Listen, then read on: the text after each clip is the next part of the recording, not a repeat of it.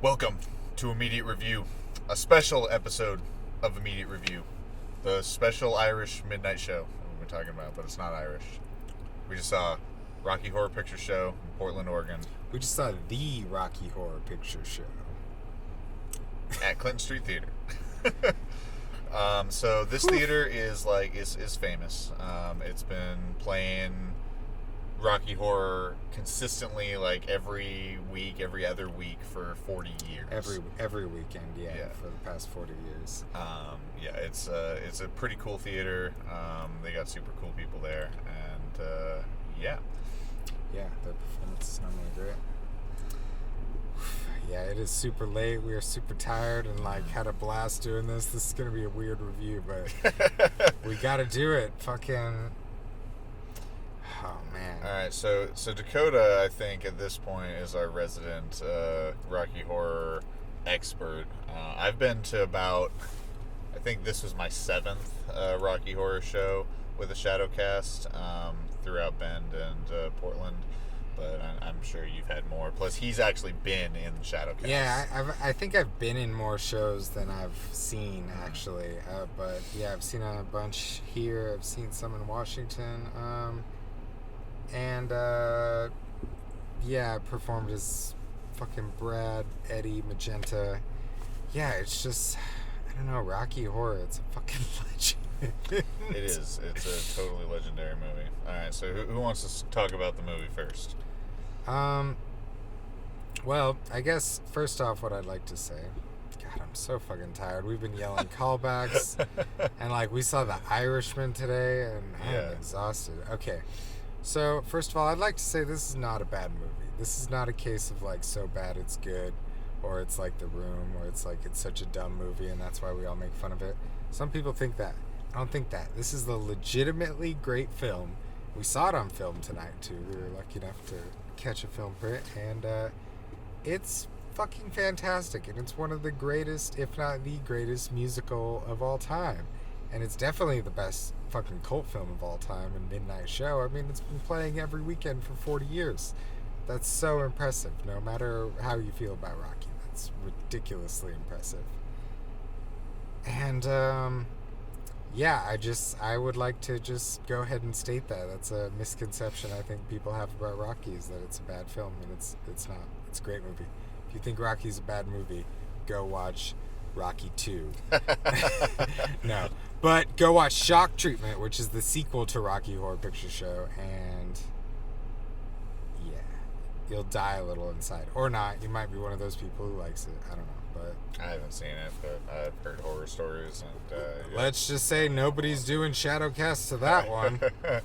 That's true. And yeah, nobody does Shadowcast of The Room either. There's not some fucking people, dressing up as Tommy Wiseau and Lisa and enacting fucking sex scenes on fucking stage in front of it and whatnot. Just I don't know.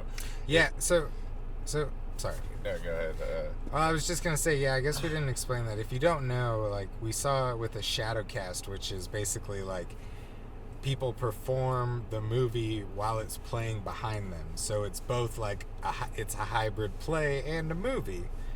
And then in the audience, we get to yell shit and jokes and heckles and shenanigans, and we throw props. Things that play off the writing in the movie to just add context. If you're watching this, I'm sure you know. You're like, why are you explaining this to me? I know, Dakota. I know the drill. So yeah, themes and meaning. I'd like to address the callback at the end. There's a callback.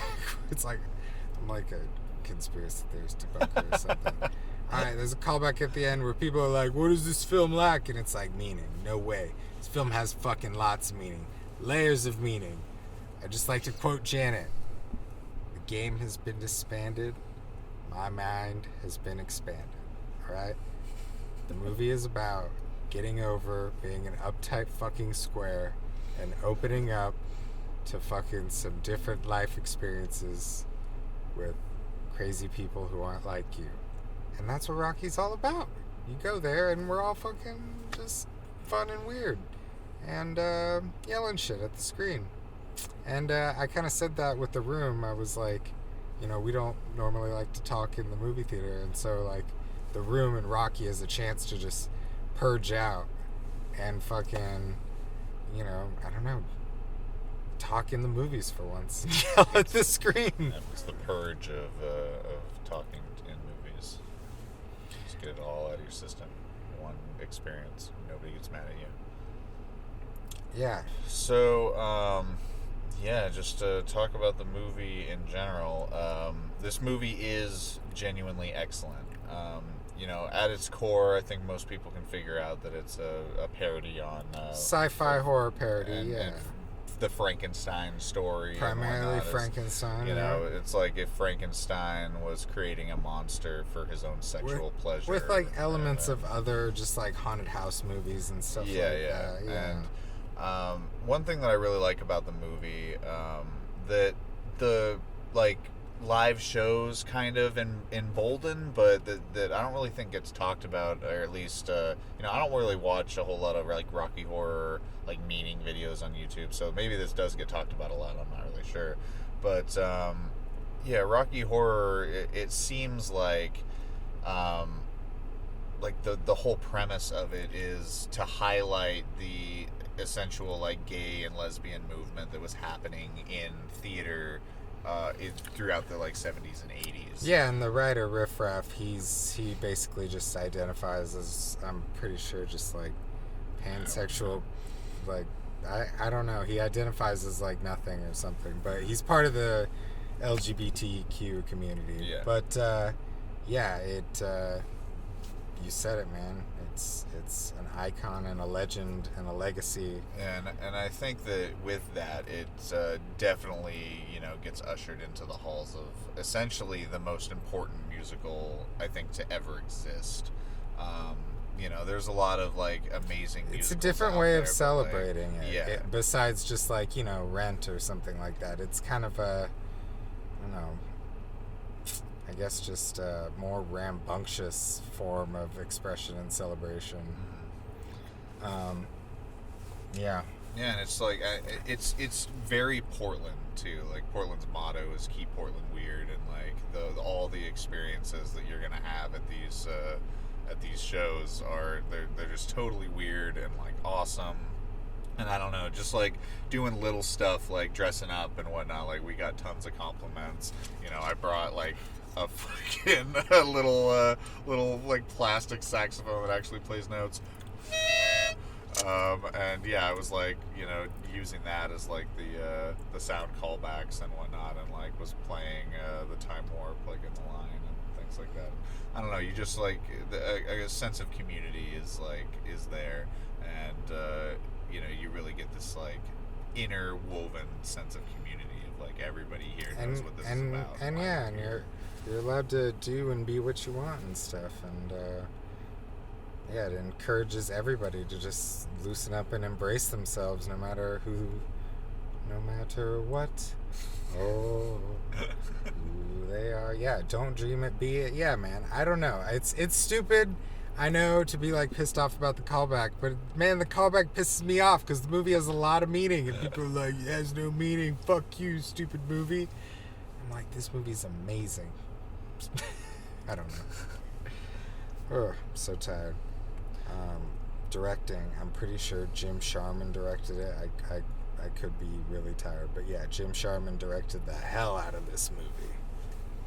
I mean, in the it's like it was already a play, so it's like in terms of like directing. Pretty sure he whatnot, worked on like, the play and stuff though. Too. Okay, well that changes things, but like it's like if there was a play and then he came through and was like directed it, it's like the actors. I mean, Tim Curry, he was like when the movie was made, had been on stage for like over 2 years. Yep. Being Frank, essentially. That's why he's so fucking good. That's why Tim Curry fucking nails it. The best Tim Curry role of all time. I'll fight you on it. It's better than Pennywise. Oh, it's way more iconic. It's better than fucking what's his name from Clue. It's better than what's his name from Congo.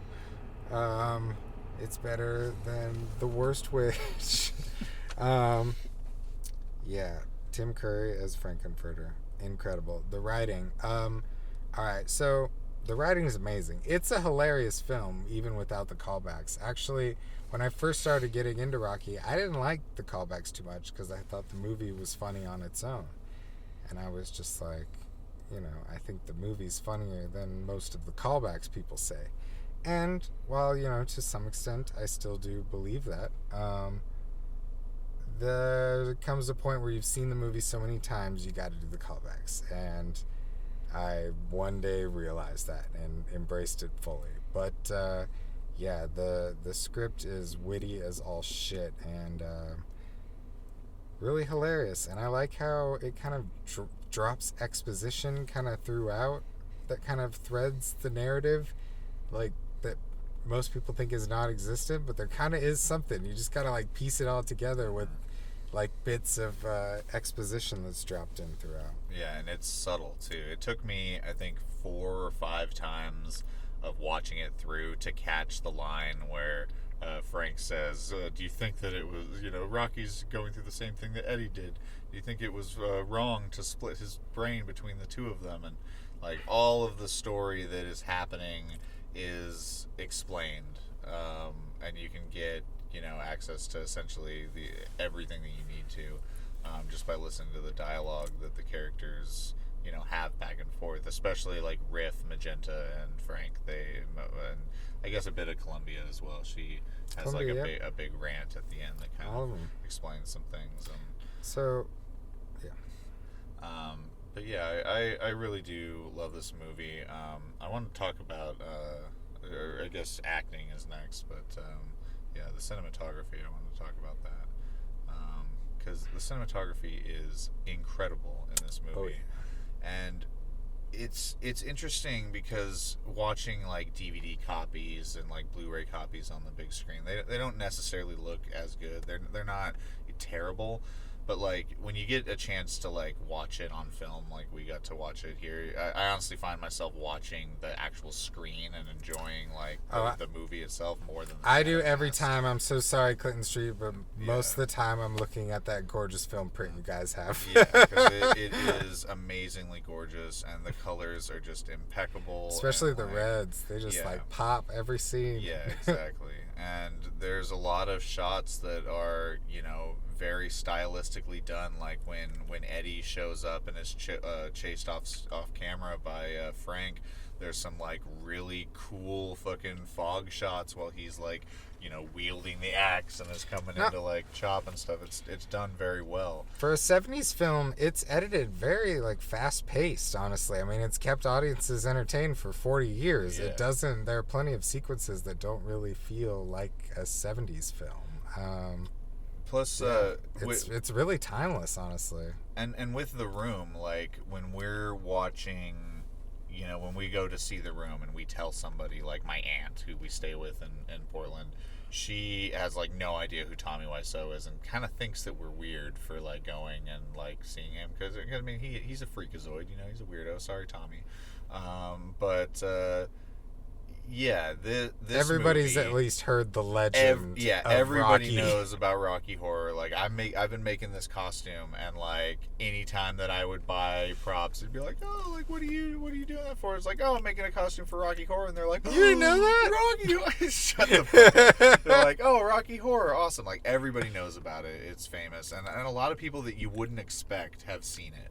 And that's one thing that this movie does that The Room doesn't. Like The Room is just dumb.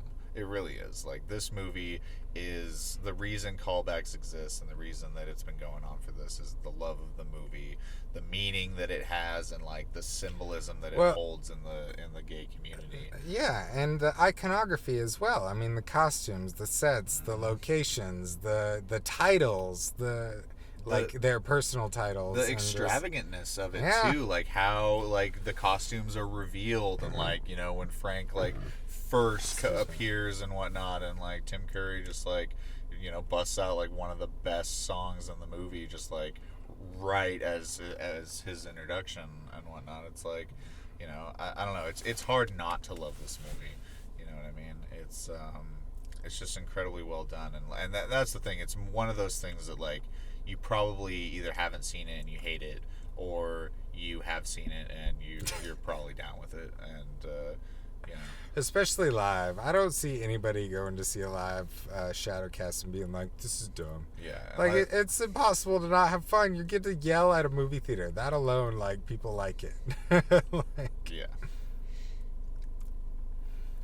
but yeah, the acting, like every character's iconic.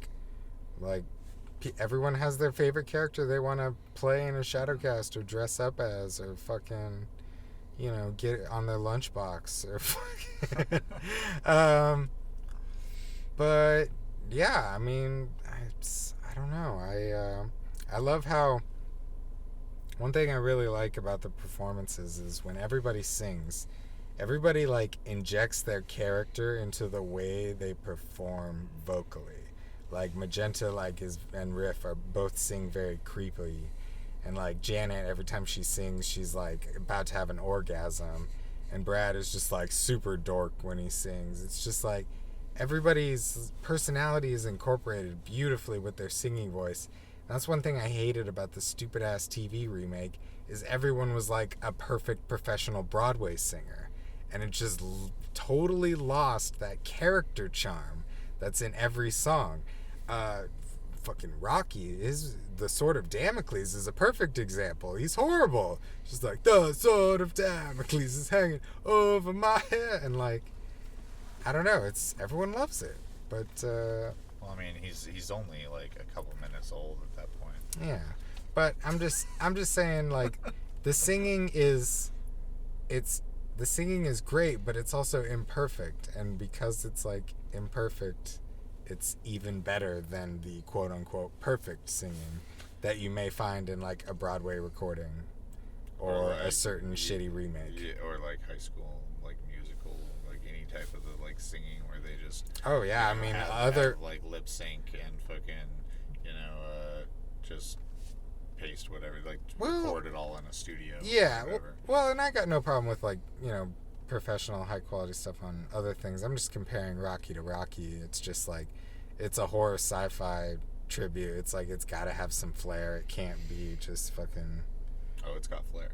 Oh, it's got the maximum amount of flair. It's too much flair, Rocky. Once a week. That's all you get.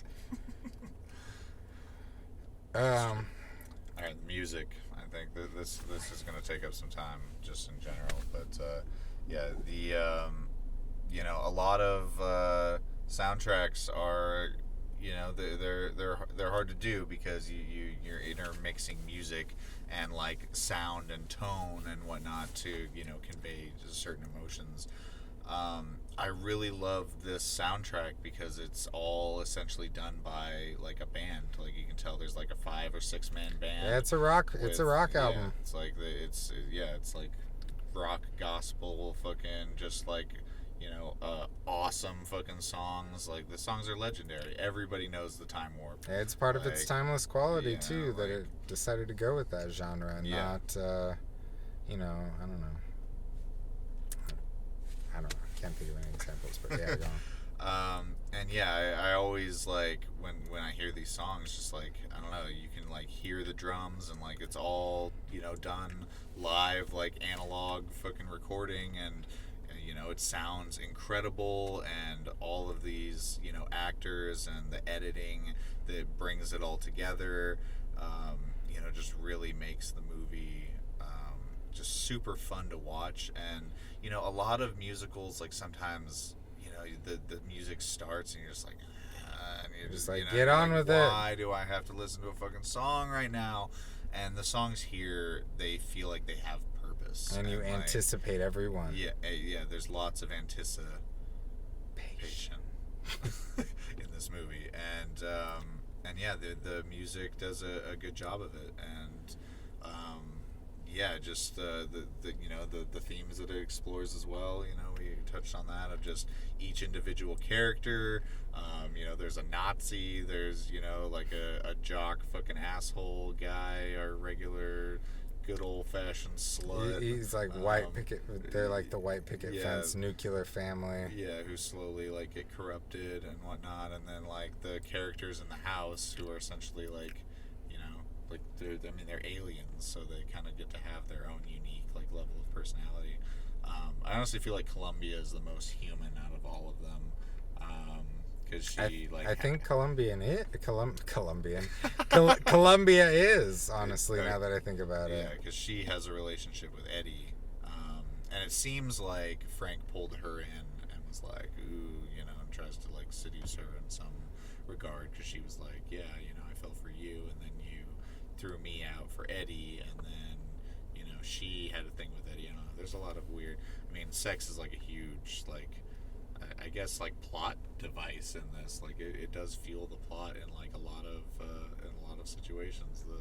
The Janet and Brad room, the touch me, yeah, it's fucking sex is like all throughout this movie.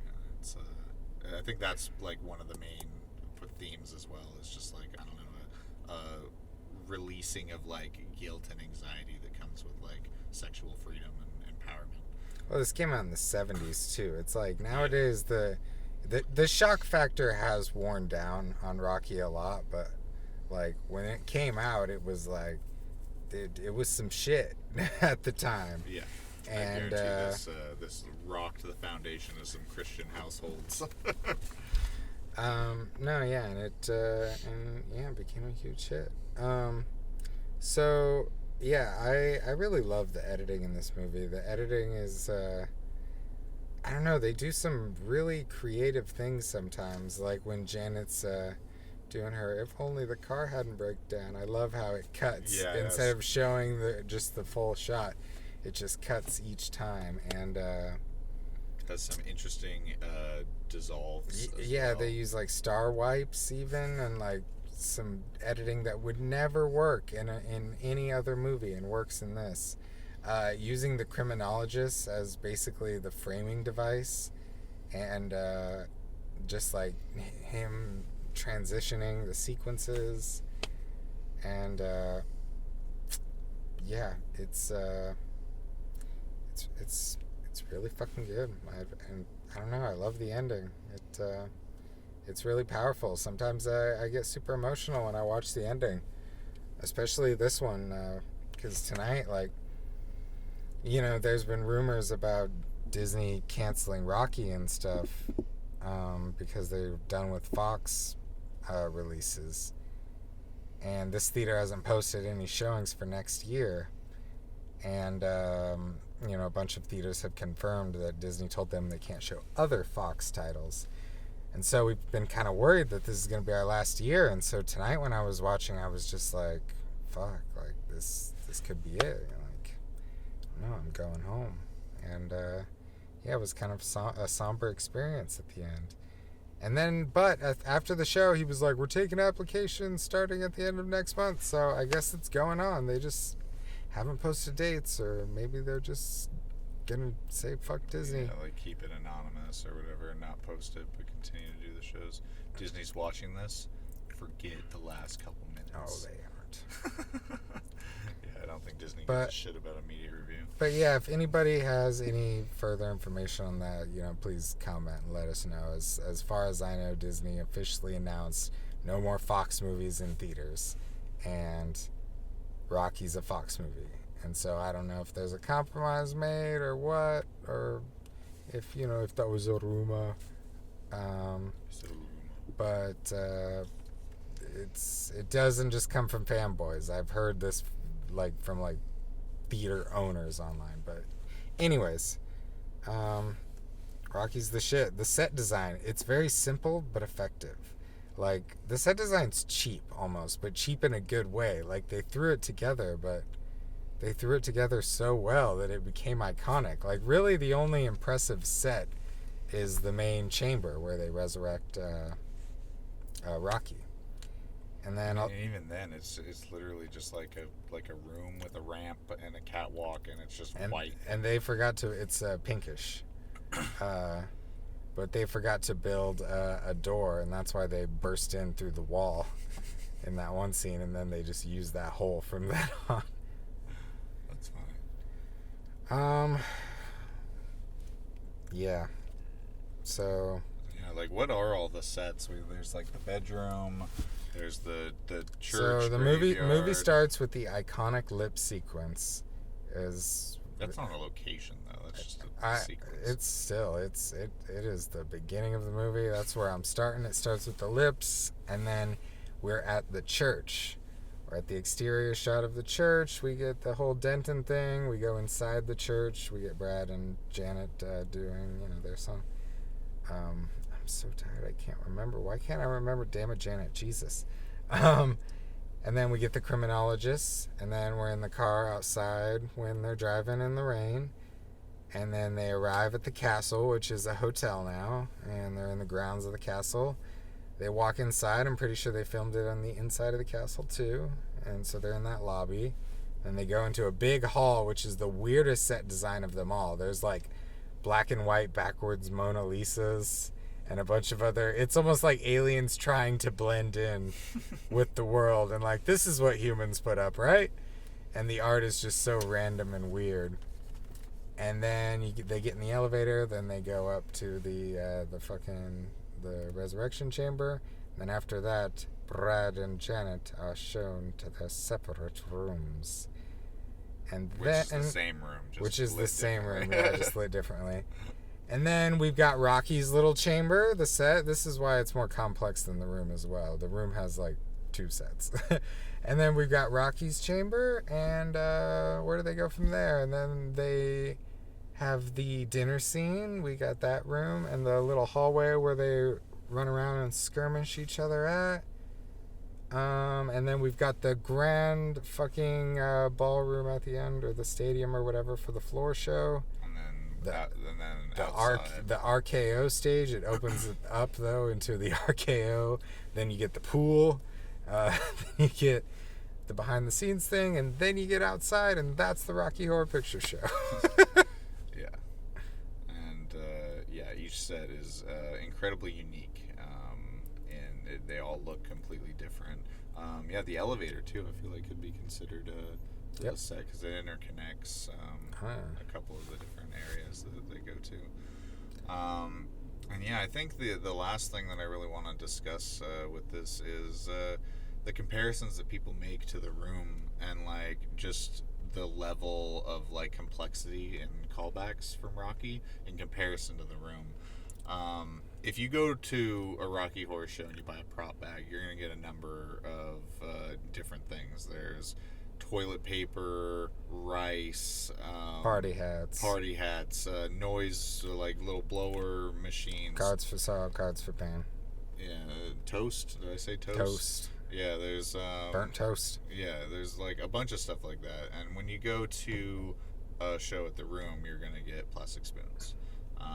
That's it. And that's it. And literally because of a picture. Yeah, there's a picture in the room, and you throw spoons when you see the picture of the spoons, because the picture is a spoon.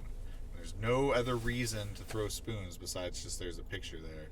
And I feel like that's what the Room callbacks are. Like, they're just pointing out and acknowledging how dumb the fucking room is.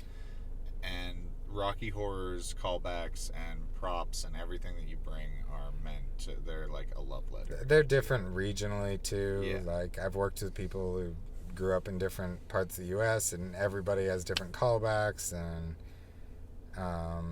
everybody like learns different callbacks from other people, and it just all spreads. There's like a Google Doc online where people can share the callbacks, and it's a beautiful thing that I hope never ends, because it shan't end. It can't end. Or else. Yeah, I mean, it would definitely be an interesting era in cinema if Rocky Horror. I mean, I'd accept it. You know, everything has to come to an end eventually, but not like these. Not like these. And Disney coming in to silence the gays again. All right, yeah. Rocky Horror Picture Show fucking rules. Go watch it. Go love it. Go see it again and again with your friends. Yeah. Go put on a show. Yeah, find a Shadowcast near you and like go be a part of it or support them. And yeah, the people that do this, they really are super cool, and they're eccentric, and they're just awesome. And I really feel like if you're down with it and you're down to like get interconnected with a cool community, there's none better. Like it really is a ton of fun. Yeah. Yeah. Peace out. We'll see you guys with another special movie tomorrow. Check our Twitter. Well, Maybe not so guess. special. These 2 movies today were special. Tomorrow's something. Tomorrow's gonna be so special. The venue's kind of special, but the movie's like. Oh, dude, it's special. It fits. I mean, yeah, sure. It has to do with Hitler. It's this